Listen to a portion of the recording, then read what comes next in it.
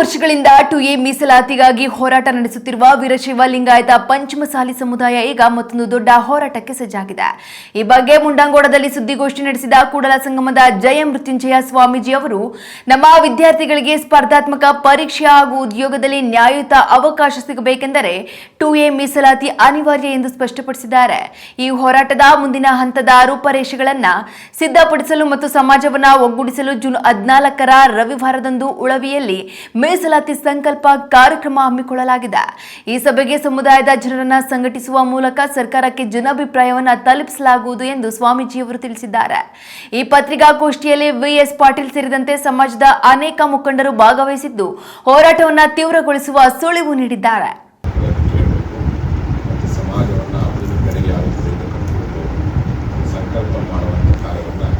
ಪ್ರತಿ ವರ್ಷ ಅಧಿಕ ಮಾಸ ಮತ್ತು ಆಷಾಢ ಮಾಸದಲ್ಲಿ ಈ 2 ವರ್ಷಗಳು ಮಾಡಿಕೊಂಡು ಬಂದಿರ್ತಕ್ಕಂಥದ್ದನ್ನು ಸಂಕ್ರಮಣಕ್ಕೆ ಬಯಸ್ತೀವಿ.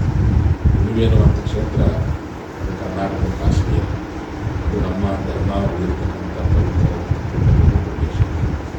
ಅಂಥ ಉಳುವೆ ಅನ್ನುವಂಥ ಕ್ಷೇತ್ರದಲ್ಲಿ ನಾವೆಲ್ಲರೂ ಸಂಕಲ್ಪ ಮಾಡುವ ಮೂಲಕವಾಗಿ ನಮ್ಮ ಹಕ್ಕುಗಳನ್ನು ಪಡೆಯುವಂಥದ್ದು ವರ್ಷದೊಳಗಾಗಿರ್ತಕ್ಕಂಥ ನಮ್ಮಲ್ಲಿರತಕ್ಕಂಥ ಅನುಕೂಲಗಳು ಲಿಂಗಾಯತ ಮಹಾಪೀಠದ ಸ್ವಾಮಿಗಳು ಆಗಮಿಸಿದ್ದಾರೆ.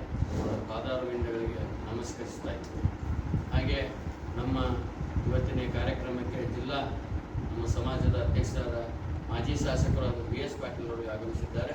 ಅವರಿಗೂ ಈ ಸಂದರ್ಭದಲ್ಲಿ ಸ್ವಾಗತವನ್ನು ಬಯಸ್ತಾರೆ. ಇದೇ ರೀತಿಯಾಗಿ ನಮ್ಮ ಸಮಾಜದ ಹಿರಿಯರಾದ ಸಂಗಣ್ಣವರು ಮತ್ತು SP ಗೋಗಾರ್ ಸರ್, ಬಸಪ್ಪ ಗೆಲುವಿ, ನಮ್ಮ ಕಾರ್ಕಳವರು, ನಮ್ಮ ಬಾಗೇವಾಡಿಯವರು ಹಾಗೂ ಇನ್ನು ಭೀಮಣ್ಣ ಇವರೆಲ್ಲ ಆಗಮಿಸಿದ್ದಾರೆ.